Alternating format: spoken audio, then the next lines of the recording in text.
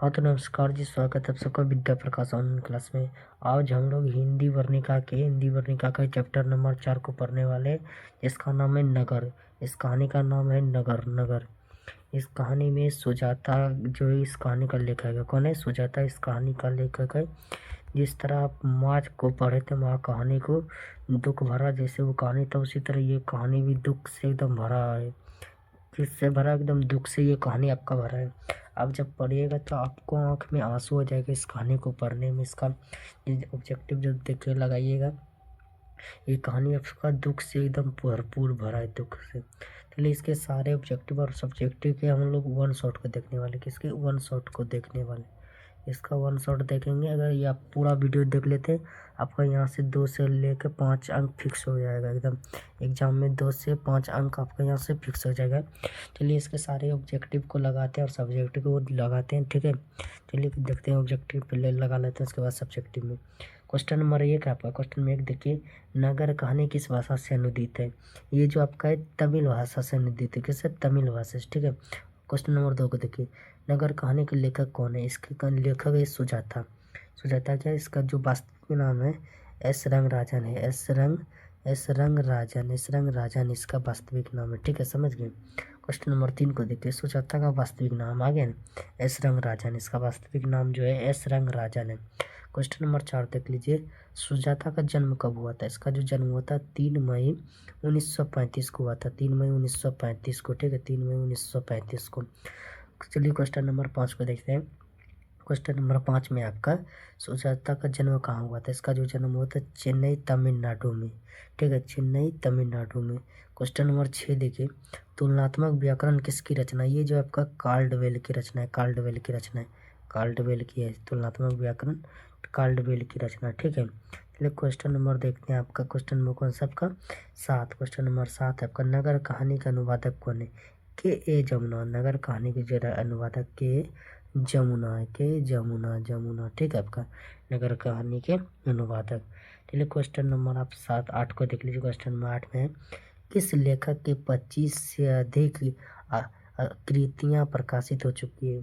सुजाता जो है इसके कितने 25 से अधिक कृतियां प्रकाशित हो चुकी है, सोच लीजिए कितना बड़ा लेखक ये।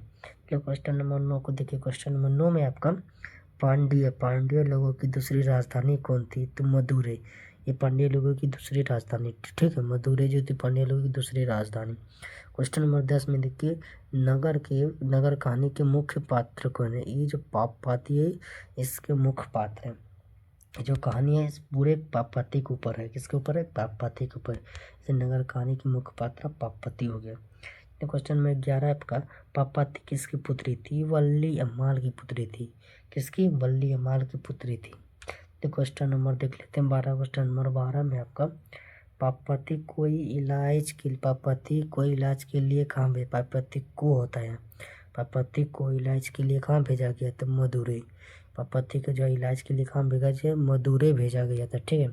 चलिए क्वेश्चन अगला देख लेते हैं। अगला क्वेश्चन आपका क्या? क्वेश्चन नंबर 13 देख लीजिए। क्वेश्चन नंबर 13 में आपका, बल्ली अम्माल के गांव का नाम क्या था? जो बल्ली अम्माल का गांव का नाम था उसका नाम था मुन्ना डिपट्टी। क्या था? मुन्ना डिपट्टी बल्ली अम्माल के गांव का नाम था। क्वेश्चन नंबर 14 देखिए। क्वेश्चन नंबर 14 में आपका, पापपाती किस रोग से ग्रस्त थे? पापपाती किस रोग से ग्रस्त थे? मेनिंजाइटिस। ये पापपाती को क्या हो गया था? मेनिंजाइटिस हो गया था, ठीक है। चलिए क्वेश्चन नंबर 15 को देखते हैं।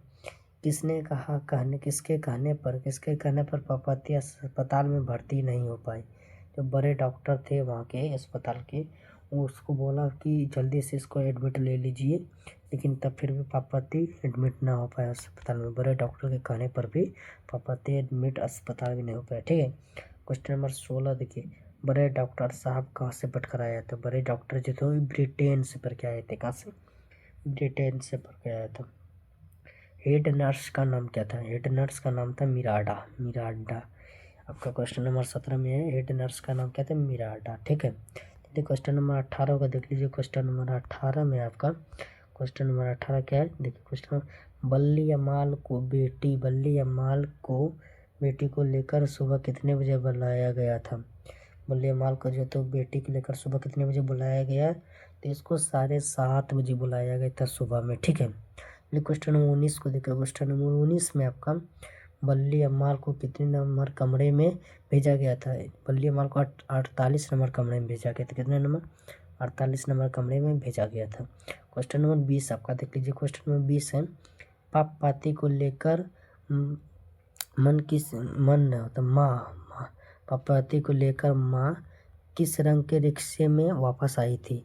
पापाती को जो लेकर माँ थी वो पीले रंग के रिक्शे में वापस आई थी। किस रंग में? पीले रंग के रिक्शे में वापस आई थी। ठीक है, क्वेश्चन नंबर 20 को आप समझ गए। पीले रंग के रिक्शे में माँ जो थी वो वापस आई थी। चलिए आगे क्वेश्चन देखते हैं। अगला क्वेश्चन आपका क्या है? क्वेश्चन नंबर 21 में देख लीजिए। क्वेश्चन नंबर 21 आपका, पापाती के लिए बल्ली अम्माल ने किस मंदिर में मन्नत मांगी थी? तो पापाती जो थी बल्ली अम्माल जी थी किस मंदिर में मन्नत मांगी थी?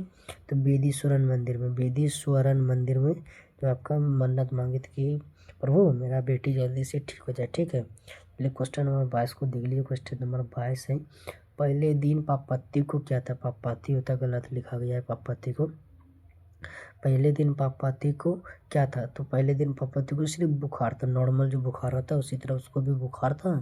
ठीक है, चलिए क्वेश्चन नंबर 23 को देख। क्वेश्चन नंबर 23 आपका, पापाती किस पर लेटी थी? पापाती जो स्ट्रेचर पर लेटी थी। किस पर? स्ट्रेचर पर लेटी थी।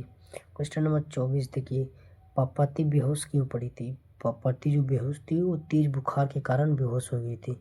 किसके? तेज बुखार के कारण पापाती बेहोश हो गई थी। ठीक है, समझ गए क्वेश्चन। चलिए क्वेश्चन नंबर 25 को देखिए।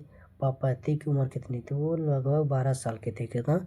वो 12 साल के आसपास थी अभी। क्वेश्चन नंबर 26 से, I want that girl admit now, ऐसा किसने बोला? वो ये जो शब्द बोला था ये किसने बोला था? ये बोला था बड़े डॉक्टर ने। किसने? बड़े डॉक्टर ने। ठीक है, तो क्वेश्चन नंबर 27 देखिए, नगर कहानी किस भाषा से अनुदित है? ये तमिल भाषा से अनुदित है। मैं आपको बता दिया था शुरू में कि जो था तमिल भाषा से अनुदित कहानी है। चलिए क्वेश्चन नंबर 28 को देखिए, वल्ली अम्माल से कहा कि डॉक्टर ने पापाती को लेकर मदुरै जाने को कहा था। वल्ली अम्माल से कहा कि डॉक्टर मदुरै जाने के लिए कहा था, तो उसके गांव के डॉक्टर जो थे वो बोले कि आप मदुरै जाइए, बड़े शहर जाइए, दिखाइए, गांव में इसका इलाज नहीं होने वाला। ठीक है, चलिए क्वेश्चन नंबर देख लीजिए आपका 28 में। क्वेश्चन नंबर 28 पढ़ लें। लास्ट क्वेश्चन में क्वेश्चन नंबर 29 आपका क्या है? क्वेश्चन नंबर 29 में आपका, लाइन में खड़े होकर कौन अपने मृत पति को खुश रही थी? जो बल्ली अम्माल थी वो अपने मृत पति को खुश रही कि जीते जी तो मुझे दुख देख कर ही गया, मरते दम तक मरने के बाद भी दुख ही दे रहा है, दुख ही दे रहा है। ये बल्ली अम्माल अपने मृत पति को लाइन में खड़े होकर खुश रही थी। ठीक है, ये आपका सारा ऑब्जेक्टिव जो था, सारा ऑब्जेक्टिव आपका समाप्त हो गया। ऑब्जेक्टिव आपका समाप्त हो गया। अब देखते हैं सब्जेक्टिव को। किसको? सब्जेक्टिव को देखते हैं। सब्जेक्ट के सारे क्वेश्चन आंसर को देखते हैं। बढ़िया से पढ़ के जाइएगा, सब आपका क्वेश्चन बनेगा, कोई घबराने की बात नहीं, एकदम बढ़िया से पढ़िए। चलिए क्वेश्चन नंबर 1 में देखिए आपका लिखा है, लेखक ने कहानी का शीर्षक नगर क्यों रखा? शीर्षक के साथ कर्ता पर स्पष्ट कीजिए। जो लेखक है कहानी के, सुजाता जो है, इसका लेखक सुजाता, इस कहानी का शीर्षक जो नगर ही क्यों रखा? और कुछ रख सकता है, गांव भी रख सकता था, शहर भी रख सकता है, नगर क्यों रखा? चलिए इसको उत्तर देखते हैं, उसके बाद बताते क्या। चलिए पढ़ते हैं उत्तर क्या है। उत्तर देखिए आपको उत्तर है, इस कहानी का शीर्षक नगर बिल्कुल सटीक है। जो कहानी का शीर्षक नगर है ये बिल्कुल सटीक है, क्योंकि जिस प्रकार नगर में पापाती के इलाज के लिए उसकी माँ अस्पताल में परेशान किया जाता है, डॉक्टर उसे झूठ बोलकर सुबह आने के लिए कहता है। इस प्रकार यह साबित होता है कि नगर के अस्पताल में बिना घूस के कोई कार्य नहीं होता है। ठीक है, ये आपका अगर आंसर आपका पूछा जाएगा 2026 में इसको, तो आप क्या बना देंगे? एकदम बना के आना, छोड़ना नहीं एक भी।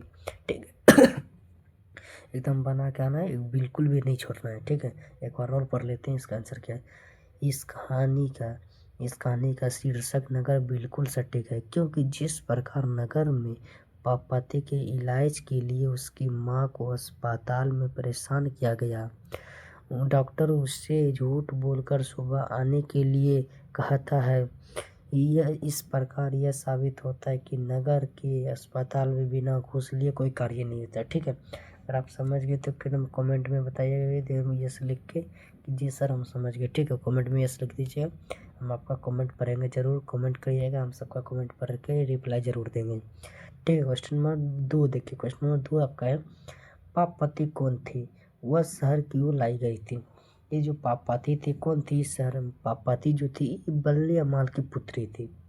उसका जो तबीयत बहुत ही ख़राब हो गया था, उसके इलाज के लिए उसे शहर बुलाया गया था, लाया गया था, इसका शहर में इलाज बढ़िया से हो जाए। ठीक है, चलिए पढ़ते हैं, उसका सर देखते हैं। पापपति बल्ली अमाल की पुत्री थी, वह इलाज के लिए गांव से बड़े शहर मदुरै लाई गई थी। ठीक है, उसे क्या हो गया था, मेनिंजाइटिस हो गया था। ठीक है, चलिए क्वेश्चन नंबर आपका 3 को पढ़ते हैं। क्वेश्चन नंबर 3 में देखिए, 3 नंबर क्वेश्चन है आपका, बड़े डॉक्टर के आदेश के बावजूद भी पापपति अस्पताल में भर्ती क्यों नहीं हो पाती। उसे बड़े डॉक्टर कह भी दिया कि जल्दी से इसे एकदम एडमिट करिए, ये बहुत ही सीरियस है, फिर भी वो उसके अस्पताल में भर्ती क्यों नहीं हो पाई। तो चलिए इसका उत्तर देखते हैं। उत्तर आपका, उत्तर क्या है, बड़े डॉक्टर के आदेश के बावजूद भी पापपति अस्पताल में भर्ती नहीं हो पाती है, क्योंकि बड़े डॉक्टर को छोड़कर वहाँ के अन्य सभी कर्मचारी कार्यकुशल नहीं थे। वह बेड खाली नहीं है का झांसा देकर पापपति को भर्ती नहीं करते हैं। शायद उसे अस्पताल में पैसे देने से जल्दी कार्य होता है। ये जो बल्ली अमाल है वो कहती है कि शायद इस अस्पताल में पैसा देने से जल्दी कार्य होता है, इसलिए बल्ली अमाल को सॉरी पापपति को बड़े डॉक्टर के कहने पर भी भारतीय अस्पताल में एडमिट नहीं किया गया। ये क्वेश्चन को समझ गए, एकदम बढ़िया समझ गए होंगे। ठीक है, चलिए क्वेश्चन नंबर 4 को देख लेते हैं। क्वेश्चन नंबर 4 आपका क्या, क्वेश्चन नंबर 4 देखिए, क्वेश्चन नंबर 4 में आपका बल्ली अम्माल का चरित्र चिंतन कीजिए। चरित्र चिंतन कीजिए कि बल्ली अम्माल का चरित्र क्या है। ठीक है, चलिए इसका उत्तर देखते हैं। बल्ली अम्माल इस कहानी की प्रमुख पात्रा पापपति की माँ है। अम्मा, अम्मा मतलब माँ होती है। ठीक है, माँ, ठीक है, अम्मा मतलब माँ होती है। ठीक, चलिए इस बल्ली अम्माल इस कहानी के प्रमुख पात्रा पापपति की माँ अम्मा है, जिसके पति इस दुनिया में नहीं थे। वह बहुत ही साहसी थे, क्योंकि वह अपने बेटी को गांव से लेकर इलाज के लिए अकेले ही बड़े शहर मदुरै चली आती है।